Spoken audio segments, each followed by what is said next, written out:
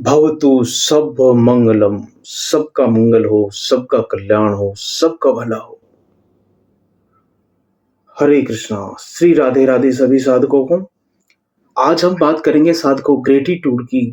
अगर आप भक्ति साधना के पथ पर चलते हैं, भक्ति योग के पथ पर चलते हैं, या जिंदगी में किसी भी एस्पेक्ट में अपने आप को झांक कर देखने की कोशिश करते हैं, तो आप पाएंगे कि ग्रेटिट्यूड बहुत जरूरी चीज है। बिना इसके काम चलने वाला नहीं है।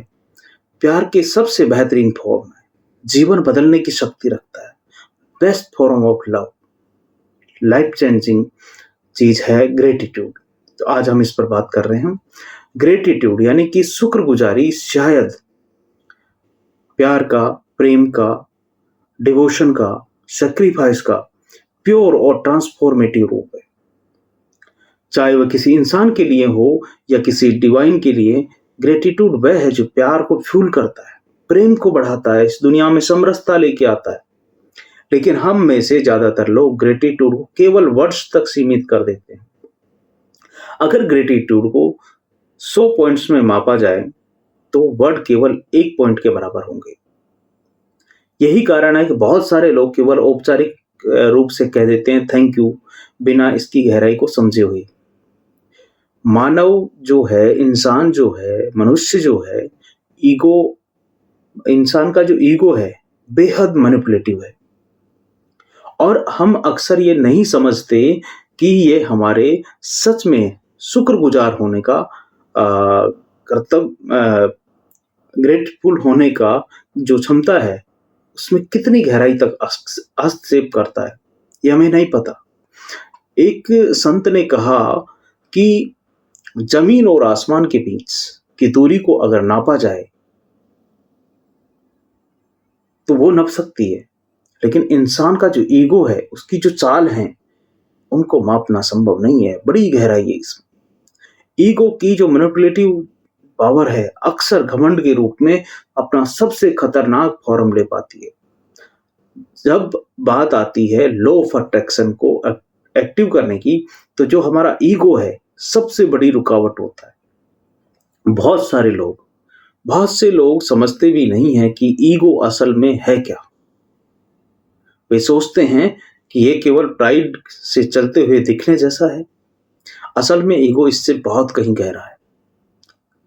लॉ ऑफ अट्रैक्शन जो कि हमारी जिंदगी में घटित होते होते होती हैं चीजें,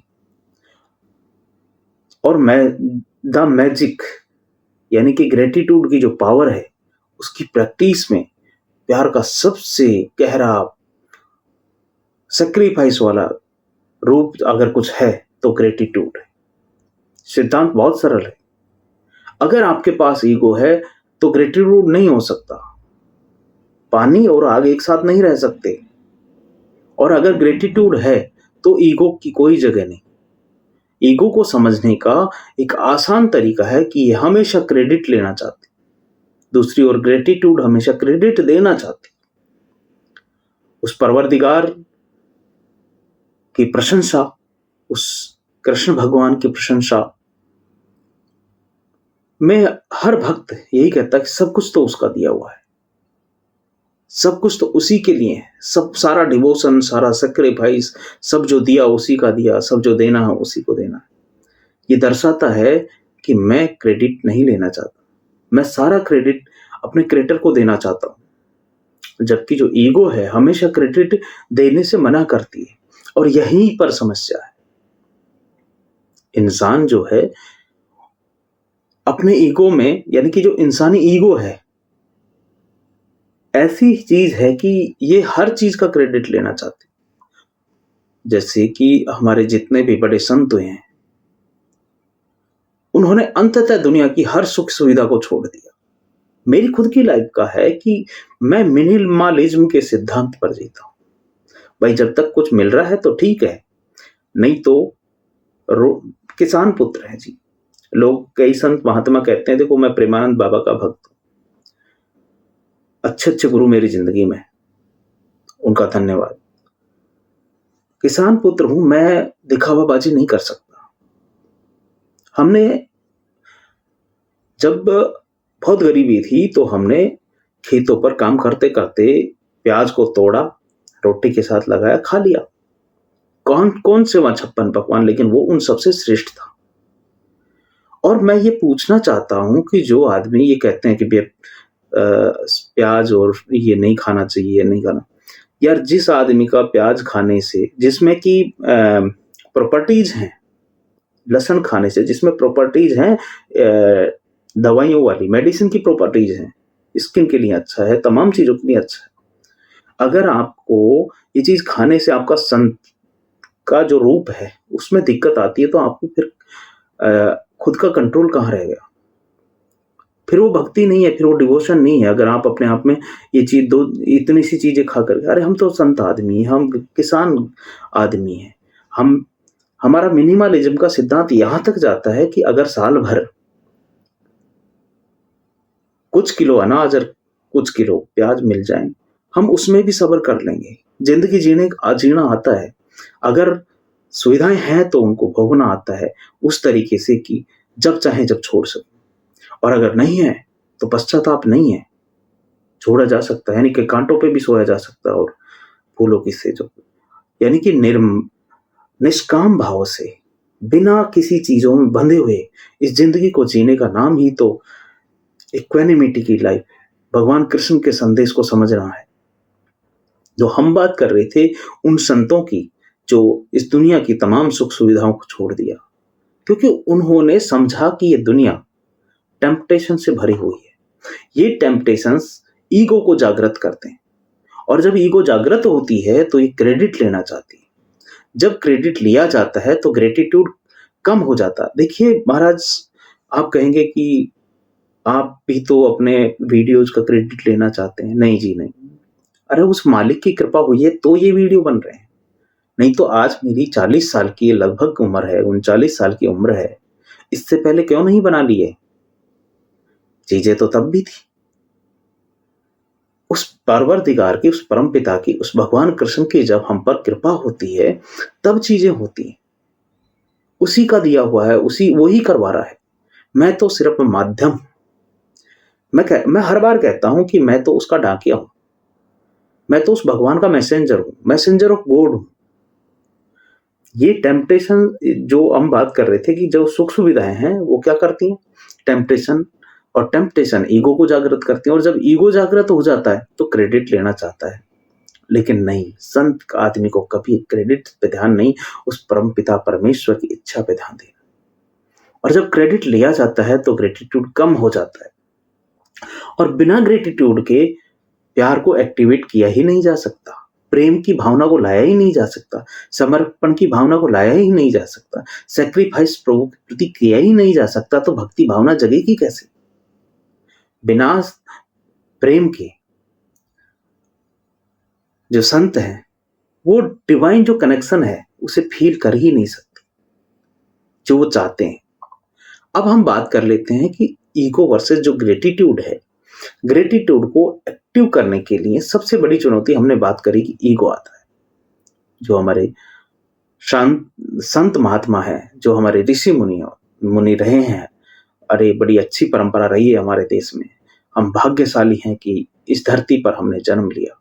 उन्होंने सिखाया कि जो व्यक्ति अपने सेवकों या सहायकों के साथ बैठ कर के खाना खा सकता है, जो उनमें भेदभाव नहीं कर सकता, वह वास्तव में ईगो मुक्त है।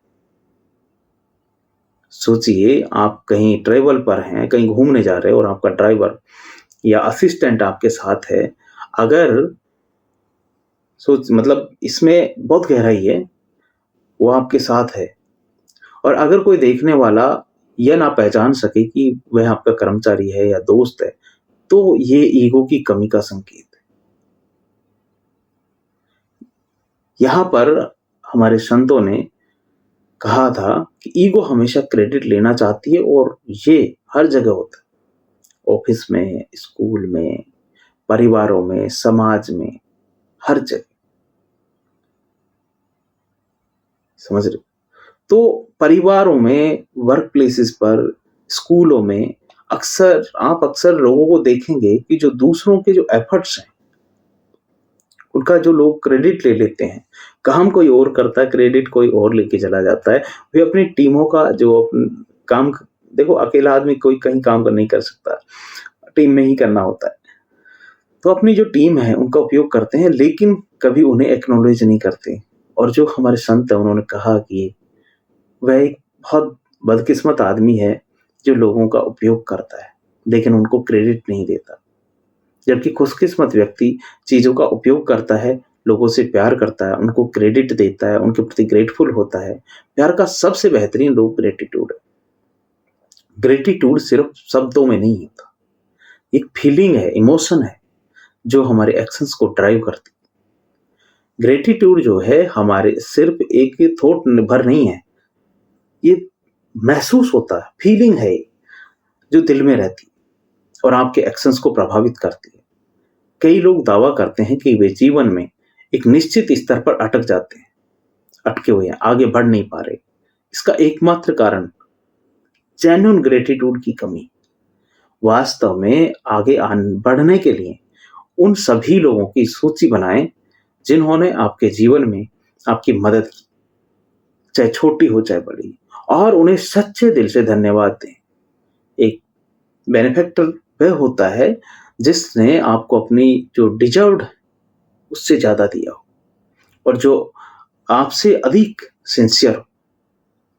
हमारे ग्रंथ बताते हैं कि विजडम उन लोगों को दी जाती है जो अच्छे काम, नेकी के काम करते हैं। और नेकी करने का मतलब है कि बिना किसी उम्मीद के देना। जो व्यक्ति देता है लेकिन भूल जाता है दे करके, वही वास्तव में ईगो मुक्त है। अगर आप अपनी माइंडसेट को ग्रेटिट्यूड में बदल सकें तो बहुत अच्छा, चाहे वह थॉट में हो, दिल में हो या आपकी जिंदगी में हो, चमत्कारी तरीके से आपके जीवन की चीजें हैं वो ट्रांसफॉर्म होने लगेंगी, बदलना शुरू हो जाएंगी। देखिए, जो ग्रेटिट्यूड होता है उसके कुछ तत्व हैं, मुख्य रूप से 3 हैं। हम उनको और समझ लेते हैं। प्रेम की शक्ति जो है, डिवोशन की जो शक्ति है, सेक्रीफाइस की जो शक्ति है, वो सिंसियरिटी में है, आपकी इंटेंशंस में है, आपके दिल में है, आपके शब्दों में है और आपके एक्शंस में है। ग्रेटिट्यूड के 3 मुख्य तत्व हैं जिन्हें ट्रांसफॉर्मेटिव होने के लिए अलाइन करने की आवश्यकता है। पहली चीज है हार्ट, दिल। आपका दिल, आपका हार्ट जेन्युइनली थैंकफुल महसूस करना चाहिए। ग्रेटफुल फीलिंग है, थॉट नहीं है, अंदर का एहसास है। जब ये एहसास जगता है तो आप ग्रेटफुल फील अपने आप को फील करते हैं। दूसरा, शब्दों के द्वारा आपके शब्द इस ग्रेटिट्यूड को एक्सप्रेस करने चाहिए, यानी कि दिल में है, सामने वाले को पता भी चलना चाहिए। ग्रेटिट्यूड्स के जो शब्द हैं उनको बोलकर जो आपके फीलिंग्स को अफर्म करने का एक बहुत शक्तिशाली तरीका है। तीसरा है एक्शंस। आपके एक्शंस को, आपके ग्रेटिट्यूड को रिफ्लेक्ट करना चाहिए। आप जो आपके एक्शंस हैं उनमें ग्रेटिट्यूड रिफ्लेक्ट करना चाहिए, यानी कि सच्चा जो ग्रेटिट्यूड है उन एक्शंस के माध्यम से प्रदर्शित होना चाहिए जो उन लोगों का सम्मान करते हैं जिन्होंने आपकी मदद की। समस्या तब आती है साधकों जब हमारा दिल एक चीज महसूस करता है और हमारे शब्द कुछ और कहते हैं और हमारे एक्शंस में कुछ और दिखता है। ये जो डिस्कनेक्शन है यही जीवन में कंफ्यूजन और इनस्टेबिलिटी का मुख्य कारण। कंफ्यूजन जो है मन की सबसे खराब स्थिति, जहां दिल, शब्द और एक्शंस जो है उनका कोई कनेक्शन नहीं होता, वो मिसमैच होते हैं। एक चीज इधर भाग रही है तो दूसरी चीज इधर भाग रही होती है। ये स्थिति हमारी इच्छित यानी पॉजिटिव जो एनर्जीज है और जो आउटकम्स हैं उनको रोकती है। देखिए, बहुत से लोग ये नहीं समझते हैं कि ग्रेटिट्यूड कितनी गहराई से ट्रांसफॉर्मेटिव हो सकती है। अगर आप अपने दिल, शब्द और एक्शंस को जेन्युइन ग्रेटिट्यूड की ओर अलाइन कर सकते हैं तो आपका जीवन बेहतर के लिए बदल जाएगा, ट्रांसफॉर्मेटिव हो जाएगा। इसे एक प्रैक्टिस बना लें कि नियमित रूप से उन लोगों, उन घटनाओं के बारे में सोचें जिन्होंने आपके जीवन को पॉजिटिवली प्रभावित किया है और उनके लिए ग्रेटिट्यूड व्यक्त करें। ये एक थैंक यू नोट लिखने जैसा है, एक धन्यवाद की प्रार्थना या किसी ज़रूरतमंद की मदद करने जितना सरल हो सकता है। आप अपने हिसाब से जो आपको अच्छा लगे, वैसा आप कर सकते हैं। मानव बुद्धि है, इतनी समझदार तो है। ग्रैटिट्यूड सिर्फ़ थैंकफुल महसूस करने के बारे में नहीं है साधकों, ये आपके आस-पास की अच्छाई को पहचानने और उस पहचान को अपने एक्शंस में अ, डालने और एक्शंस में लाने के बारे में है।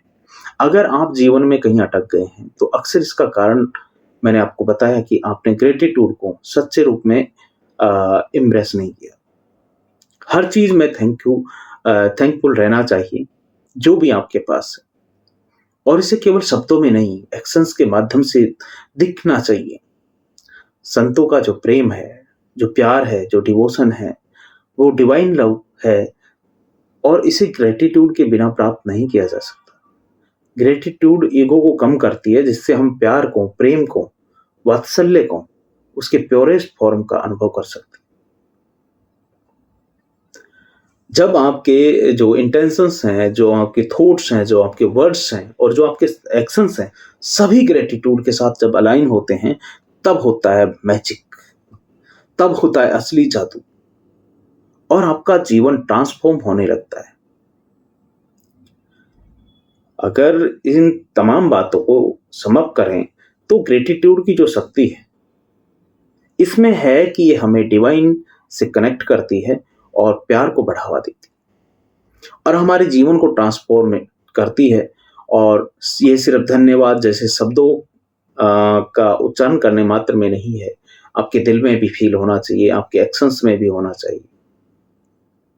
ग्रैटिट्यूड आपके जीवन को बदलने की ताकत रखता है, लेकिन केवल तब जब आप इसे अपने थॉट्स में, अपने दिल में, अपने शब्दों में, अपने एक्शंस में, हर जगह फैलने दें। ये प्रभु की कृपा है, जिसे रोकना नहीं है। फैलने दें, फैलने दें, फैलने दें। आज का जो सत्संग का ये प्रोग्राम था, सत्संग ही है जी महाराज। आप कहेंगे जी वो गाना बजाना तो हुआ नहीं। अच्छी-अच्छी बातें सुनकर के जीवन में अगर कुछ अच्छा चमत्कार होता है तो सत्संग है। तो आज हम विराम देंगे श्री कृष्ण भगवान का महामंत्र का जाप करते हुए। हरे कृष्ण, कृष्ण कृष्ण हरे हरे, हरे राम, राम राम हरे हरे। बोलो राधा रानी की